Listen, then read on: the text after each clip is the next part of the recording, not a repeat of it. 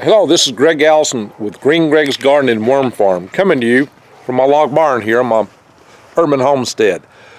I'm going to talk to you today about a topic that's a bit concerning, and it pertains to grid down. Specifically, the warning from DHS telling us that we need to prepare for 6 months, why that's not adequate, and go into that a little bit, but and really why that is a threat. The key thing here is that I'm going to be doing more videos on this in the future. I have chaired 2 power grid defense conferences. I have dealt with people from FBICA. I've been to Montgomery briefing Alabama state officials. Yes, I've got connections in this community, and I need to tell you about that. So I'm going to tell you a lot more about that. I'm going to have a number of videos on this topic coming up in the near future, and some prepping type videos. So to learn more about this, make sure you don't miss those videos. Please subscribe to my channel and bang the bell for update notifications. You will also see that I'm going to be covering things that you need to know to survive in a world where you don't have a power grid. I mean, what do you need to do to prepare food? How do you eat? How do you build shelter? How do you build cabins? How do you build things like that? I'm building a solar power water heater system for my aquaponics greenhouse right now. How do you run these kind of things? Worm farming, organic gardening, all these topics I'll be covering. So again, be sure to subscribe and bang the bell. Now, to get into this, quite specifically, 6 months is what they said that we have to prepare for. One, that's not credible, but 2, a lot of people don't believe the threat is credible. I'm going to tell you it is, and here's why. There are several root sources that can bring down our power grid. Many people are aware that the sun could do it through coronal solar mass ejections, and occasionally the sun does throw out strong enough CMEs from solar flares and such that can absolutely run the power grid worldwide. One being 1859, which had enough power to cause fires in telegraph stations. That was called the Carrington event. 1/10 that strength in 1921 was known as a railroad event, which that event, if it occurred today, is believed to be capable of the same thing. The power grid in 1921 was not as connected and didn't have the high voltage power transformers, which are so vulnerable to being taken down. So and those are the problem. We'll talk about those in just a second, and that's why it's worse than what DHS tells us. The other root source causes, of course, are potentially an electromagnetic pulse from a nuclear strike, should there be like a nuclear war.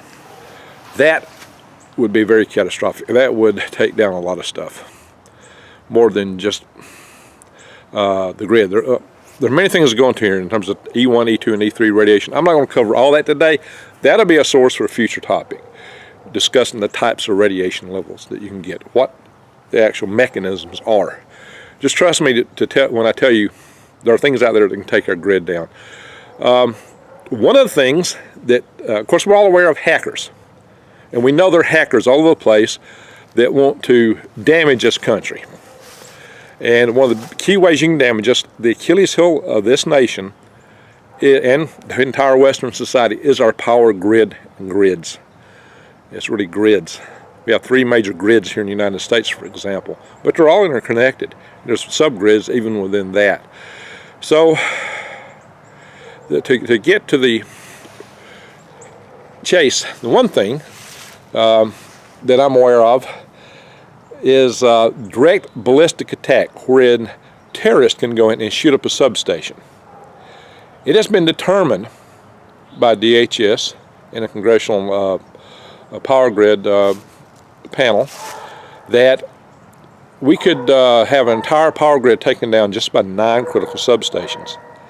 Now, that may be classified, but somebody mentioned this to the head of the Iranian National Revolutionary Guard, as they call their elite forces in Iran, and his response was, well, we've already got over 20 targeted. Lovely. How do they do this? And a lot of people are going to scoff and laugh. Well, that's not possible. That's not credible. Well, excuse me, but in the 16th of April In 2013, the Metcalf station near San Jose, California, was attacked in just this fashion. And it apparently was a dry run type exercise. The people that did it policed up their ammo, and nobody has caught them. There's no clue as to yet, some over 5, almost 6 years later, who did this attack. They got away with it. The funny thing is, other things were happening that day. It was like the first or one of the days that the North Korean KMS satellite went straight over Washington, D.C. They could have had a nuke on board for all we know. Probably not, but it's potential. Also, in that time frame, the North Koreans had a tramp steamer called the Chongqing steaming around in the Gulf of Mexico, and they caught it when it was exiting, going through the Panama Canal on the other side. In the whole cargo hold bag or area, they found 2 missile launchers with missiles set up, hiding under bags of sugar. Interesting. They could have been practicing in the Gulf of Mexico for shooting those things up and creating mini MPs. So we don't know what all they were practicing and why they were. And North Korea isn't the only threat out there. And whether they're a threat today or not, I'm not going to get into that. Sufficient to say there are people in this world that don't like us, and actually it's well understood that small terrorist gangs could do a lot of damage to this country. This is already known.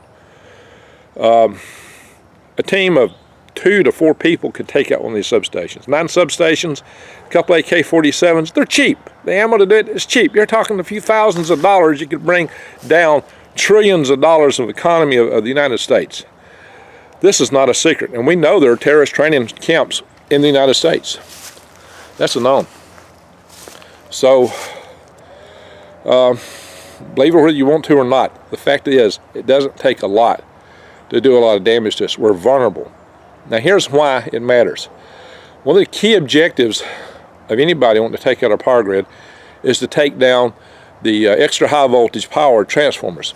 These are the transformers that step the voltage up real high for long distance transmission, and then they step it back down for local transmission. And this enables us to do long distance transmission of our electrical power. These transformers weigh 200 to 400 tons apiece.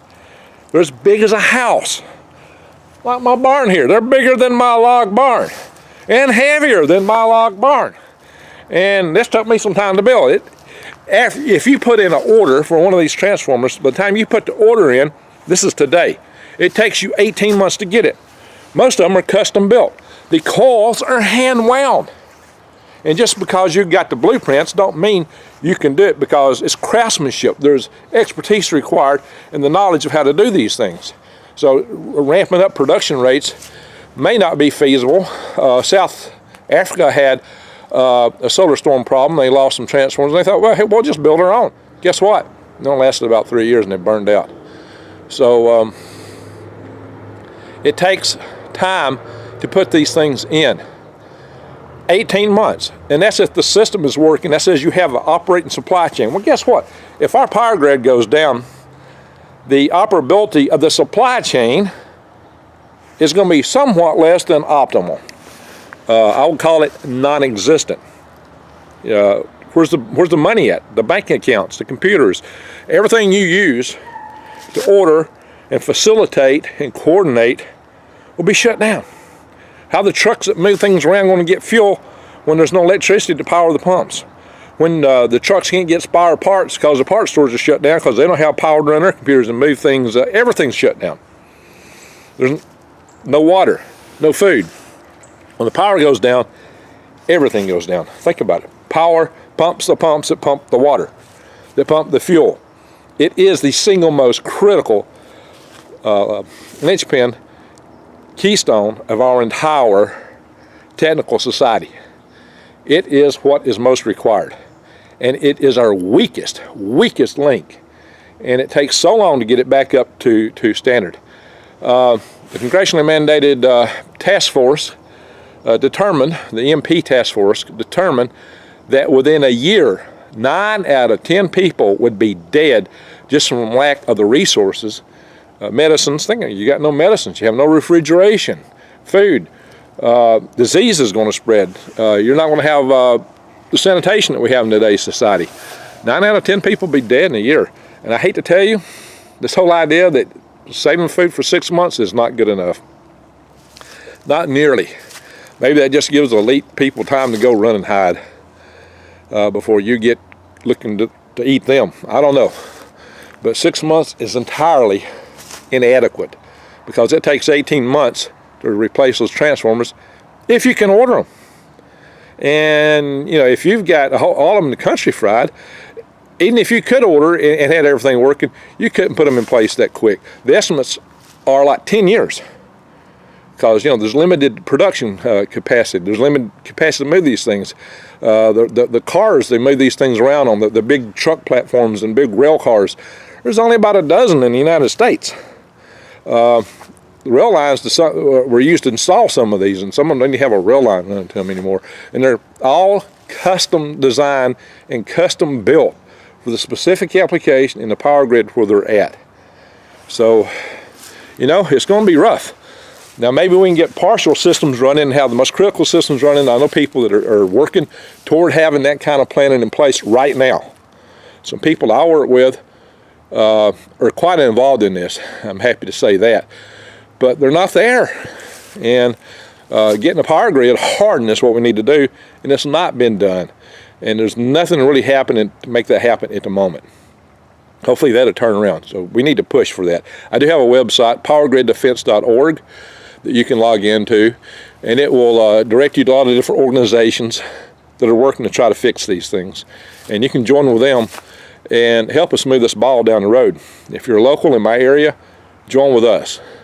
But on your own, I would say store food, learn how to grow your own food, learn how to live off the land. Now, I'll say this, if you think you can get a big deer, get rifle and go out and hunt deer, from now on, forget about it. All the deer will be dead in 2 or 3 months. So will cattle and anything big enough to shoot with a large round. You're going to be living off rats, maybe squirrels and rabbits, if you're lucky. Probably not too many of them. Little bitty birds, that's all that's going to be left. Bugs. They say our bug population's dying out for some reason. But you're going to have to know how to forage plants. So I'll cover some of that in some future videos. But the key thing is, there's a lot to be concerned about. You can take action though. And you can take action by joining the groups like I mentioned. Go to Power Grid Defense.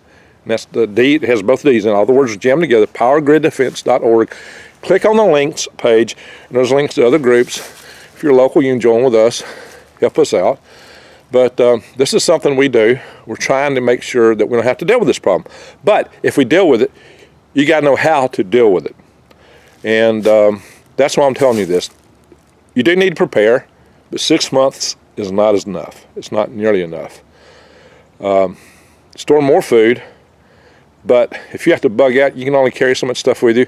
And the food's only going to last so long. And probably your neighbor's going to knock your door down and grab it from you anyway. So you better know how to live without it. You better know how to grow your own. And you're better off to work with your neighbors to develop civil defense where you're all working together in the first place. To develop some neighborhood programs. But learn how to live without the power. Learn how to build your own. Learn how to do these things. I'm going to have a video on building this. I'm going to have video on many topics on my channel. More about this and what to do about it and how to live in a society where times have changed and things may be tougher. There's several things that could cause that. So I'm going to be covering that. So once again, please subscribe to my channel and bang the bell for update notifications. And once again, what I'm saying is we can fix this. It may take us time, but in the meantime, you need to be prepared yourselves. And in closing, if the grid should go down and just come back up 6 months later, I'm going to tell you something. Nobody did any hacking. There was no damage done. Somebody just threw a switch. If that happens, oh my God. I don't think that would be the case. Some people do. But yeah, if it's just 6 months, somebody just threw a switch somewhere. That would be an inside job. I don't believe that. I don't believe that's what we're looking at, because there's enough other people out there who are just chomping at the bit to do it to us. And that is why you need to prepare. Thank you. Sorry to give bad news here, but the good news is we can fix it. Work with us. Thank you for watching.